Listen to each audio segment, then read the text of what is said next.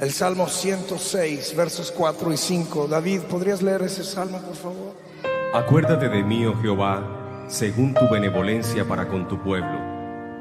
Visítame con tu salvación, para que yo vea el bien de tus escogidos, para que me goce en la alegría de tu nación y me gloríe con tu heredad. ¿Cuántos pueden decir amén a eso? Ahora quiero que leas Génesis, capítulo 9, versos 15 y 16. Oh hermano, escucha, esto está poderoso. Y me acordaré del pacto mío que hay entre mí y vosotros y todo ser viviente de toda carne. Y no habrá más diluvio de aguas para destruir toda carne. Estará el arco en las nubes, y lo veré. Y me acordaré del pacto perpetuo entre Dios y todo ser viviente, con toda carne que hay sobre la tierra. Acuérdate, oh Señor, cántalo conmigo. Las naciones de la tierra, acuérdate que tu favor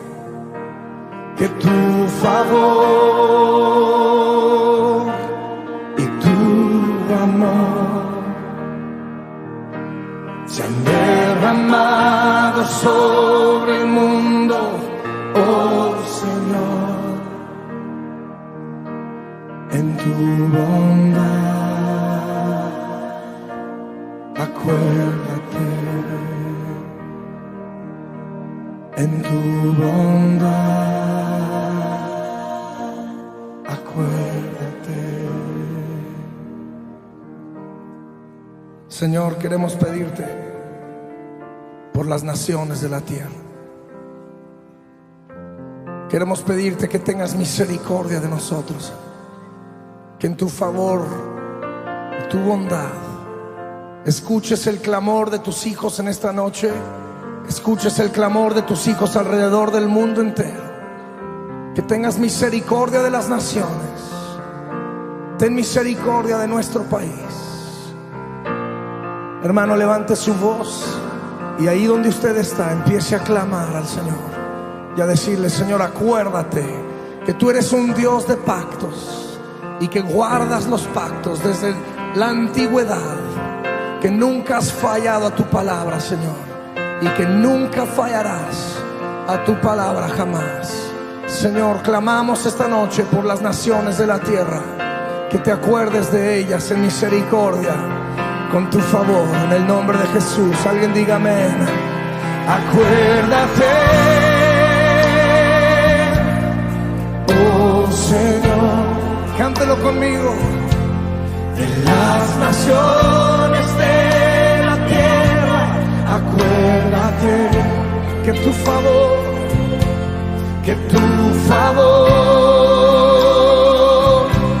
y tu amor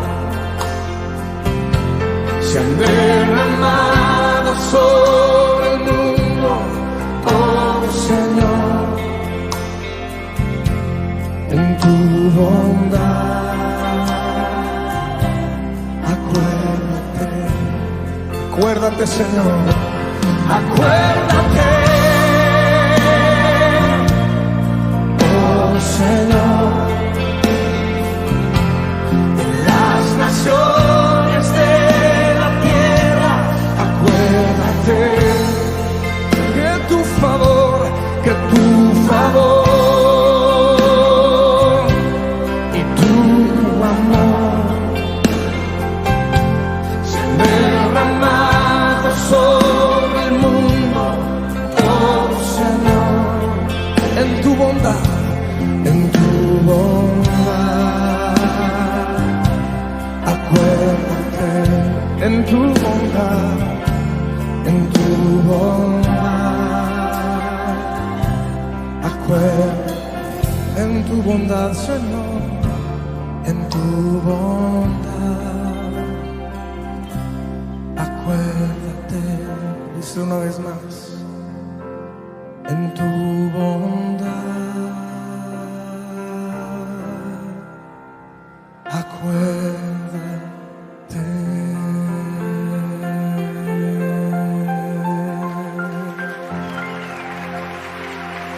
Sí, Señor.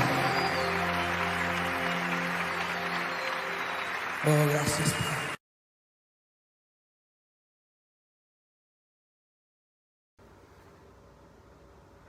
¿Qué tal? Buenos días, ¿cómo están ustedes? Dios les bendiga. Hoy es domingo 5 de abril y el mundo sigue paralizado lamentablemente por esta pandemia. Pero gracias al Señor que contamos con estos medios para acercarnos a sus hogares y llevarles la palabra del Señor que tanta falta nos hace en estos días. De modo que queremos agradecerles que nos permitan llegar en la intimidad de sus hogares en esta hora de tanta incertidumbre que vive el mundo. Quizás no ha habido en la historia de la humanidad una época de tanto temor y de tanta angustia como la que estamos viviendo en estos días. Lo interesante que es lo que quiero compartir con ustedes es que las noticias del mañana ya están registradas en este hermoso libro que llamamos la Biblia, la palabra del Señor.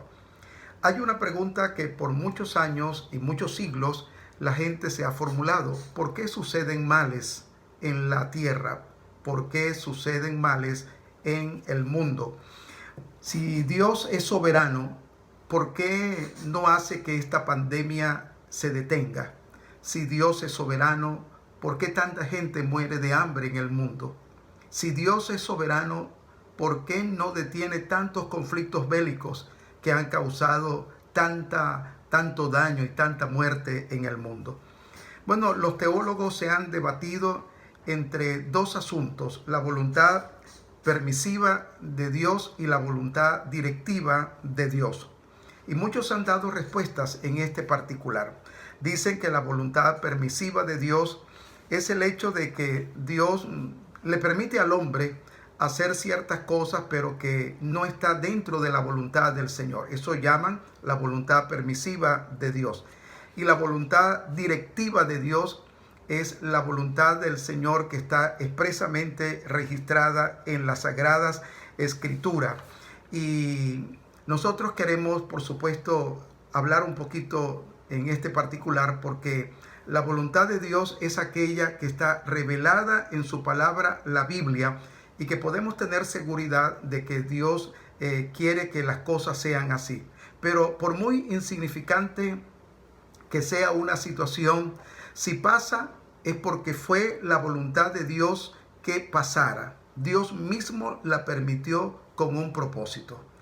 Que no sepamos el propósito ulterior de Dios al permitir esas cosas es cierto. Bueno, la Biblia dice que las cosas secretas pertenecen a Dios y las reveladas a los hombres. Hoy queremos hablar un poquito acerca de las cosas reveladas a los hombres de parte de Dios y qué tienen que ver con los acontecimientos de la humanidad, especialmente en estos últimos días. Hay una declaración bíblica que me gustaría tomar como telón de fondo para la exposición de hoy y está en el libro del profeta Amós, en el Antiguo Testamento, en el capítulo 3, el versículo 6, y es una pregunta y dice así: ¿ocurrirá en la ciudad alguna desgracia que el Señor no haya provocado? Amós capítulo 3, versículo 6, ¿ocurrirá en la ciudad alguna desgracia que el Señor no haya provocado? Tal pregunta como se formula espera la siguiente respuesta: todas las desgracias de la ciudad ocurren porque el Señor las provoca. Esta es la respuesta que uno puede ver claramente al hacer esta pregunta. Pero, ¿esto es cierto?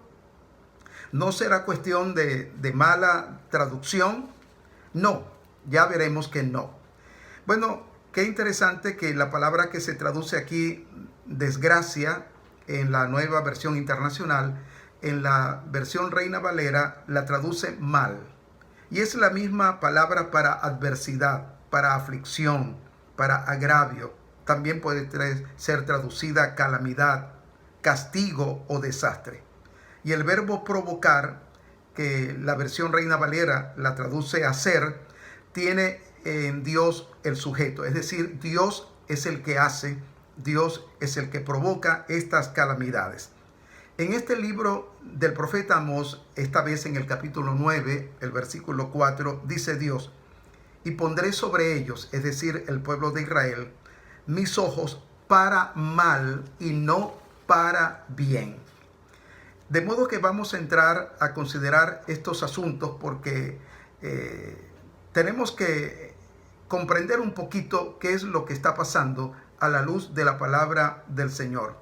Cuando la mujer de Job vio todo lo que había pasado y vio a Job con dolores o con dolorosas llagas desde la planta del pie hasta la coronilla, le dijo a Job: ¿todavía mantiene firme tu integridad? Maldice a Dios y muérete. A lo que Job le respondió: ¿qué? ¿Recibiremos de Dios el bien y el mal no lo recibiremos? Job tenía una perspectiva del origen del mal que necesitamos conocer. Luego que Satán arruinara todas las posesiones de Job, me refiero a los bueyes, los asnos, las ovejas, los camellos, hasta los criados, y finalmente la muerte de las hijas y los hijos de Job, se presentó ante Dios. Dios le pregunta: ¿te has puesto a pensar en mi siervo Job? No hay en la tierra nadie como él. Es un hombre recto e intachable, que me honra y vive apartado del mal. Y he aquí, vienen unas palabras desconcertantes del mismo Dios. Noten bien: y aunque tú me incitaste contra él para arruinarlo sin motivo, todavía mantiene firme su integridad. Y quiero poner el énfasis en esta expresión: aunque tú me incitaste contra él para arruinarlo. ¿Cómo es esto? Nos preguntamos. ¿Dios accedió a la incitación del diablo para arruinar a Job? No entiendo, dice uno, y es verdad. Y para complicar las cosas aún más, nos preguntamos: ¿quién incitó a David a hacer el censo? Porque de acuerdo al primer libro de Crónicas, el capítulo 21, el versículo 1, fue el diablo. Pero de acuerdo a 2 de Samuel, capítulo 24:1, fue el Señor. ¿En qué quedamos? ¿Fue el Señor que incitó a David a hacer el censo o fue el diablo? Bueno, vamos a proseguir porque vamos a encontrar respuesta a estos asuntos un poco más adelante. Sé que nos estamos metiendo en aguas profundas, pero no nos vamos a ahogar, porque la palabra de Dios nos guiará cual faro a puerto seguro. Así que vamos a disfrutar de este viaje en la palabra del Señor. Permítame regresar al libro del profeta Amós, pues de allí sale esta declaración: ¿ocurrirá en la ciudad alguna desgracia que el Señor no haya provocado? Permítame unas palabras de introducción solamente. El profeta Amós, o el libro de Amós, es el más antiguo libro de profecía que haya llegado a nuestras manos. Fue uno de los 12 profetas conocidos como los profetas menores. Amós fue un hombre al servicio de la palabra de Dios. Fue un hombre al servicio de la justicia. Condenó la corrupción de las élites de aquel entonces y la injusticia social. Los pecados por los que el profeta Amós reprende a los pueblos son varios: violencia e injusticia, exterminio de poblaciones, sacrilegio, ultrajes, adulterio, incesto, explotación y un rechazo abierto a la voluntad de Dios. Su mensaje fue dirigido no solamente a Judá y a Israel, sino que fue dirigido a varias naciones. Por ejemplo, a Judá, que es el reino del sur, a Israel, que es el reino del norte, pero también a los pueblos de Damasco, de Gaza, de Tiro, de Edom, de Amón, de Moab, etc. El mensaje de Amós está dirigido entonces a 8 pueblos o reinos que, según vemos en los 2 primeros capítulos de este libro. ¿Y cuál fue la retribución divina por la vida desenfrenada de aquellos pueblos? ¿Qué desgracia les provocó el Señor? Porque tenemos que volver al texto. ¿Habrá en la ciudad algún mal que el Señor no haya provocado? Por la conducta desenfrenada y de pecado, entonces vamos a ver cómo actúa Dios para corregir, para castigar a esos pueblos. El Señor les dice, y yo voy a hacer un recorrido por el libro, pero no vamos a entrar en muchos detalles, son 9 capítulos. El Señor dice 3 cosas por lo menos. Yo enviaré fuego a estas naciones. Esto es destrucción, devastación. Les voy a enviar ejércitos extranjeros que los humille. Es decir, Dios va a tomar la iniciativa. Lo segundo, ustedes serán desterrados, llevados cautivos. Sus habitantes van a ser dispersados por otras tierras.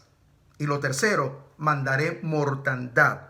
En esos ataques murieron niños, mujeres, ancianos, jóvenes, etc. Y la Biblia dice que Dios jamás deja impune al culpable. Esto lo dice el libro de Números, el capítulo 14, el versículo 18. Y por otra parte, el salmista dice, Dios es juez justo y Dios está airado contra el impío todos los días. Con razón el escritor a los hebreos dice, horrenda cosa es caer en manos del Dios vivo. Muchos han hecho una diferencia entre el Dios que vemos en el Antiguo Testamento y el Dios revelado en Cristo en el Nuevo Testamento. El Dios del Antiguo Testamento, dicen, es un Dios sanguinario, es un Dios cruel que arrasaba pueblos enteros, que ordenaba matar a niños, ancianos, mujeres y hasta los animales. Pero el Dios mostrado en Cristo, dicen, es todo amor y compasión. Nos preguntamos, ¿esto es cierto? ¿Es diferente el Dios del Antiguo Testamento que el Dios del Nuevo Testamento mostrado en Jesucristo? Para comenzar, tenemos que decir que Dios no cambia. No pensemos que el Dios del Antiguo Testamento era justo y severo y el Dios mostrado en Cristo en el Nuevo Testamento es puro amor y misericordia. Los atributos de justicia y amor siempre han estado presentes en Dios en su perfecto equilibrio. Dios es tanto justo como amoroso. Es tanto severo con el pecado, pero también misericordioso. En el Antiguo Testamento Dios mostró su amor y compasión a Noé, al salvarlo a él y a su familia del diluvio. Mostró su amor a Lot, al sacarlo a tiempo de las ciudades de Sodoma y Gomorra. Podemos hacer una larga lista de las muestras del amor de Dios. Por ejemplo, al perdonar a David, luego de su horrendo proceder, de su asesinato y de su adulterio, Dios lo perdonó. Ahí está el Dios de amor, el Dios de compasión. Cuando él tenía que castigar el pecado, primero llamaba al hombre al arrepentimiento. Y cuando el hombre se arrepentía, Dios entonces lo perdonaba. Y cuando endurecían su corazón, como fue el caso de Faraón de Egipto, le mandó todas aquellas plagas. Dios no podía dejar pasar por alto el pecado de aquellos pueblos, ni tampoco va a pasar por alto el pecado y la desobediencia y el desenfreno de los pueblos en el día de hoy. Sin embargo, Dios les dijo a aquellos pueblos, como nos está diciendo a nosotros ahora, búsquenme y vivirán. Esto está en el libro de Amós, el capítulo 5, el versículo 4. Inmediatamente en el versículo 6 dice el Señor, busquen al Señor y vivirán. Y luego más adelante, busquen el bien y no el mal. Y luego dice, odien el mal y hagan el bien. De modo que Dios siempre ha tratado con el hombre y lo ha llamado a la rectificación de su camino. Dios le ha advertido, arrepiéntete, si no, voy a tomar cartas en el asunto. De modo que Dios les advirtió que de no rectificar sus caminos, Él les mandaría males. Por tanto, dice, les haré pagar todas sus perversidades. Esto lo dice Dios en el capítulo 3 del libro de Amós, el versículo 2. Y así fue. Y aquí hay un recuento de lo que Dios les hizo pasar. Dice, yo les hice pasar hambre en todas sus ciudades y los privé de pan en todos sus poblados. ¿Quién? Nos preguntamos. ¿Quién les hizo pasar hambre? ¿Quién los privó de pan? Dios. ¿Por qué razón? Por su pecado. Dice más adelante, yo les retuve la lluvia cuando aún faltaban 3 meses para la cosecha. Yo lo hice, dice el Señor. Castigué sus campos con plagas y sequía. La langosta devoró sus huertos y viñedos, sus higueras y olivares. Dice, con todo no se volvieron a mí. Dice, les mandé plagas como las de Egipto.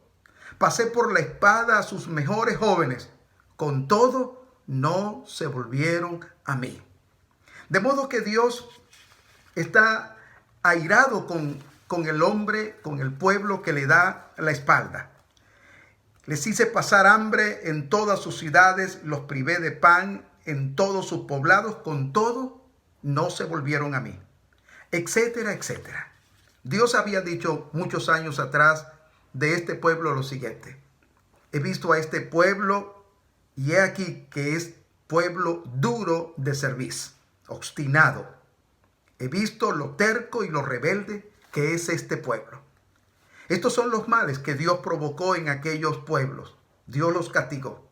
Así que si nos preguntamos, ¿ocurrirá alguna cosa que Dios no lo haya provocado? Claro, estas cosas ocurrieron. ¿Por qué? Por la desobediencia de los pueblos. Porque ya el pecado estaba creciendo cada día más y más en aquellos pueblos. ¿Castiga Dios hoy a los pueblos de la tierra? ¿Dios es indiferente al pecado de los pueblos en el día de hoy? Hace miles de años Job dijo que Dios manda la lluvia, ya sea para castigar o para bendecir. ¿Qué le parece? Esto lo dijo Job hace muchos años, que Dios manda la lluvia, ya sea para castigar o para bendecir. Esto está en Job capítulo 37, los versículos 10 y 13. La lluvia entonces Dios la ha usado como azote para el hombre. Otras veces trae sequía. ¿Recuerdan el huracán Katrina? ¿Cómo provocó inundaciones en New Orleans? De acuerdo a la perspectiva de Job, eso vino como castigo de parte de Dios. De existir profetas como los hubo en el Antiguo Testamento, seguramente tendríamos una lectura diferente de hechos como la Segunda Guerra Mundial o como el tsunami que devastó las costas del Pacífico en el 2004 o del coronavirus. Seguramente nos dirían, esto lo envió el Señor porque el pecado ha llegado al colmo. ¿Quién trajo las lluvias en el diluvio que provocó la muerte de todos los habitantes del planeta, con la excepción de Noé y su familia? Dios, por supuesto. Dios intervino. ¿Por qué? Porque la maldad del hombre se estaba desbordando. ¿Quién envió las enfermedades a los egipcios? Dios las envió, eso dice Éxodo 15:26. ¿Quién hizo llover fuego y azufre sobre Sodoma y Gomorra?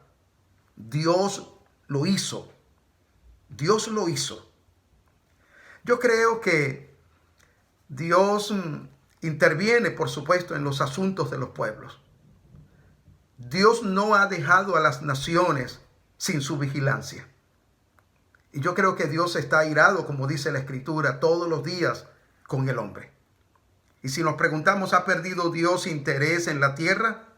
¿Le es indiferente las injusticias y atrocidades que se cometen en los pueblos? ¿Se hace Dios el indiferente cuando la gente le dice a lo bueno malo y a lo malo bueno? No. Dios ha desenvainado su espada y está a punto de comenzar a ejecutar los más serios juicios sobre la tierra. En la medida que vamos descorriendo las páginas de la Biblia hasta llegar al libro del Apocalipsis, nos encontramos con un Dios que entra en juicio con los habitantes de la tierra.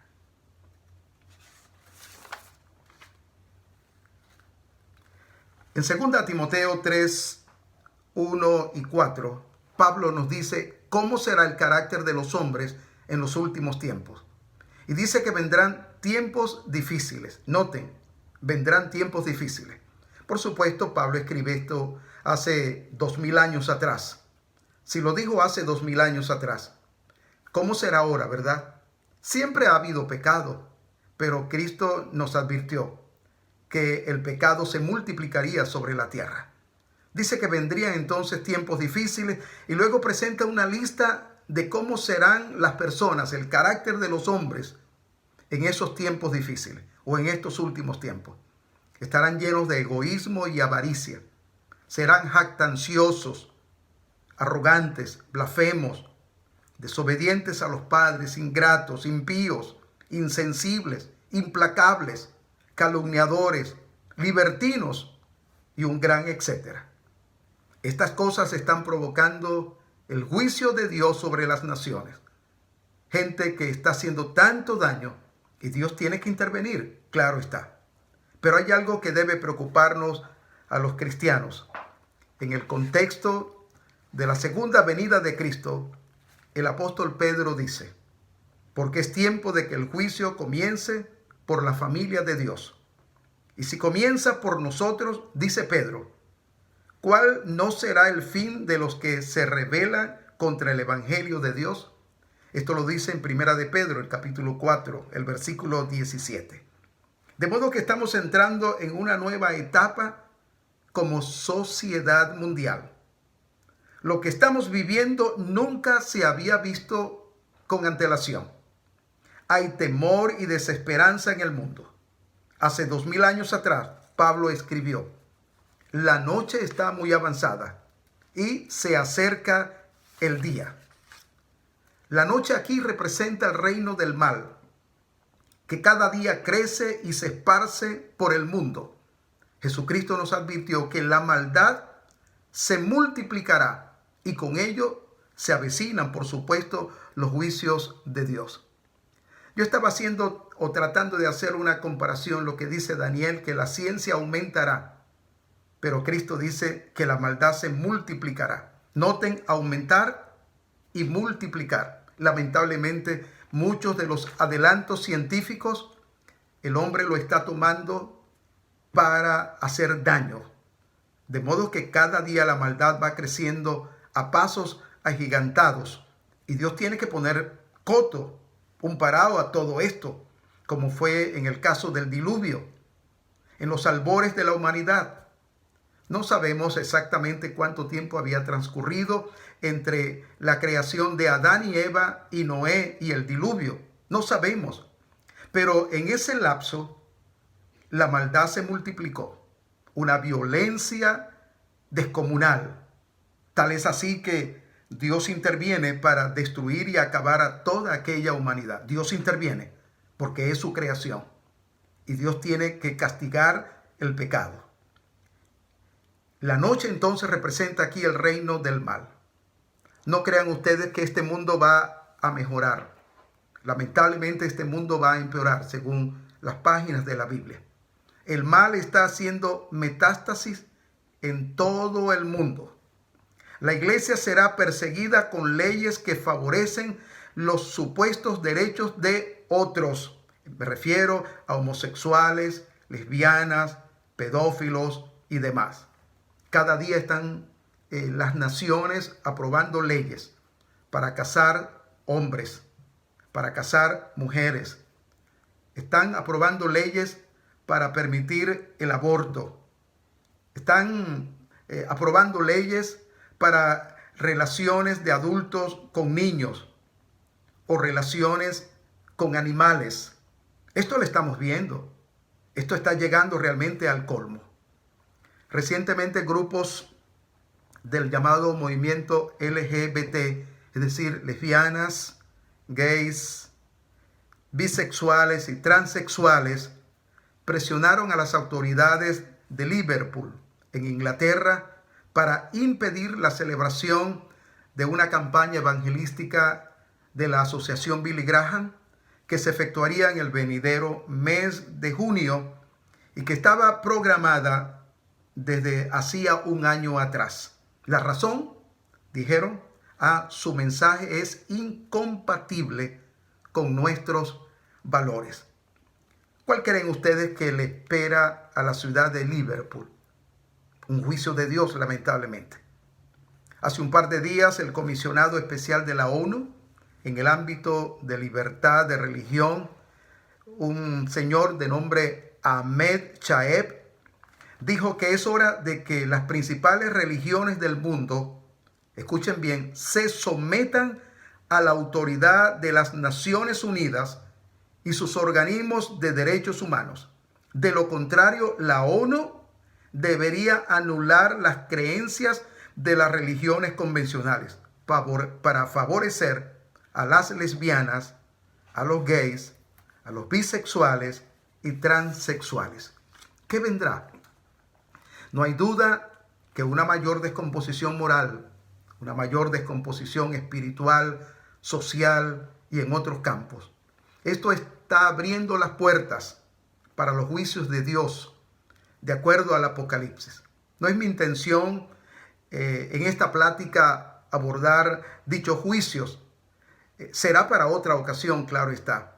Solo quiero señalar que el Dios que ha mostrado su amor en el sacrificio de Cristo en la cruz del Calvario, también mostrará su ira por el rechazo de su gracia. Los juicios serán tan terribles que en esos días, dice el libro de Apocalipsis, la gente buscará la muerte, pero no la encontrará.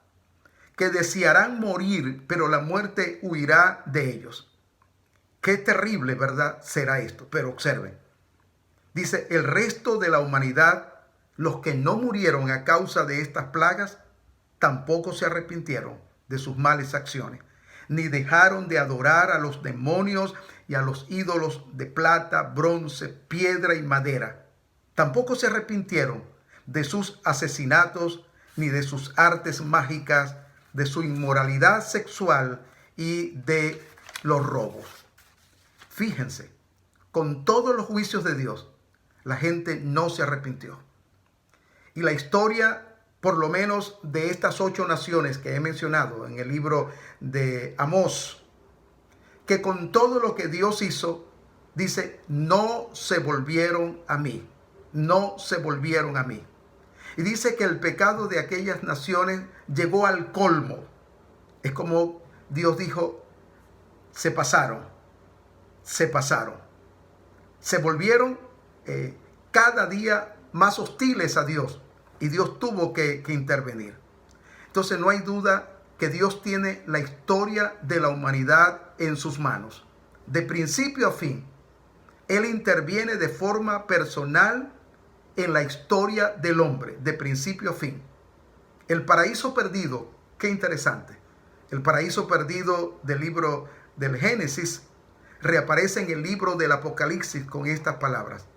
Al que salga vencedor, le daré derecho a comer del árbol de la vida que está en el paraíso de Dios. Quise traer a referencia a esto porque quiero decirles que el Dios de la Biblia es el Dios de la historia. En la Biblia tenemos la historia desde la perspectiva de Dios. Una historia que ya ha sido escrita, pero una historia del pasado también. Pero Dios tiene de principio a fin toda una historia. Y Dios tiene una relación con el hombre que Dios quiere, por supuesto, que esta relación se profundice para bien. De modo que el Dios de la Biblia es un Dios que se relaciona con el hombre. No es un Dios abstracto, lejano, sino un Dios personal. Un Dios que está implicado en la vida de los hombres. Un Dios que entra en la historia del hombre.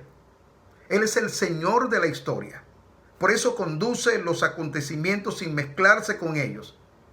Está muy presente en la historia, pero guardando la distancia, si me lo permite. Finalmente quiero hacer el enlace entre el Génesis y el Apocalipsis, el primero y el último libro de la Biblia.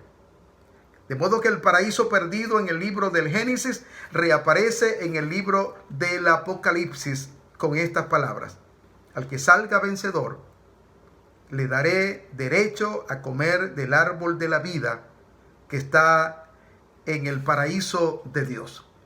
De modo que la Biblia, por otra parte, abre sus páginas con esta primera declaración: en el principio creó Dios los cielos y la tierra. Y hace un precierre con esta declaración en Apocalipsis 21:1. Vi un cielo nuevo y una tierra nueva, porque el primer cielo y la primera tierra pasaron. Lo que quiero decir que la Biblia, que es el libro de Dios, descorre la historia de la humanidad y comienza. Y el primer libro de la Biblia, el primer versículo de la Biblia, dice: en el principio creó Dios los cielos y la tierra. Y el último libro de la Biblia, el Apocalipsis, dice: y vi un cielo nuevo y una tierra nueva, porque el primer cielo y la primera tierra pasaron. Qué interesante esta verdad del Evangelio. Y cierra así el libro: el Espíritu y la novia, que es la iglesia, dicen: ven. Y el que escucha diga: ven. El que da testimonio de estas cosas, que es Juan el apóstol, dice: sí, ven pronto, Señor Jesús. Amén. De modo que la historia nos está diciendo que Dios interviene en la vida del hombre y que Dios interviene con sus juicios, pero que la Biblia muestra los últimos juicios que están en el libro de Apocalipsis. Y como les dije hace un rato, lamentablemente este mundo no va para mejorar, no va para bien, sino para mal. Pero nosotros estamos aquí en esta tierra para decirle al hombre que hay una esperanza. No podemos dejar al hombre seguir sus caminos como lo está haciendo. Tenemos que darle el mensaje de amor, el mensaje de perdón, el mensaje de la gracia del Señor. Pero si no hay cambios en la vida del hombre, el hombre va a sufrir todas estas consecuencias. Y hay algo más, que para entrar a ese cielo nuevo y a esa tierra nueva, necesitamos el pasaporte expedido por el mismo cielo. El Señor Jesucristo le dijo a sus discípulos: regocíjense de que sus nombres están inscritos en el cielo. De modo que nosotros estamos esperando, en medio de toda esta situación que está viviendo el mundo, que muy pronto el Señor ha de cumplir su promesa, que viene otra vez a buscar a su iglesia.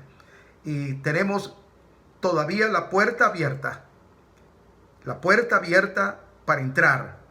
Y pensemos en el arca de Noé. El arca de Noé representa para nosotros hoy la persona de Cristo. Toda persona que pudo haberse metido en el arca de Noé tendría entonces la salvación. Noé lo hizo y su familia lo hicieron. Ahora el arca es Cristo el Señor. Y las puertas de la gracia están abiertas. Y nosotros podemos entrar en esa gracia, en esa puerta abierta, porque en Cristo y solamente en Cristo hay salvación. Y Cristo viene otra vez y debemos regocijarnos que por su gracia nuestros nombres están inscritos en el libro de la vida. Escuchemos esta canción que a continuación se va a entonar porque tiene un mensaje muy especial. ¡Salta!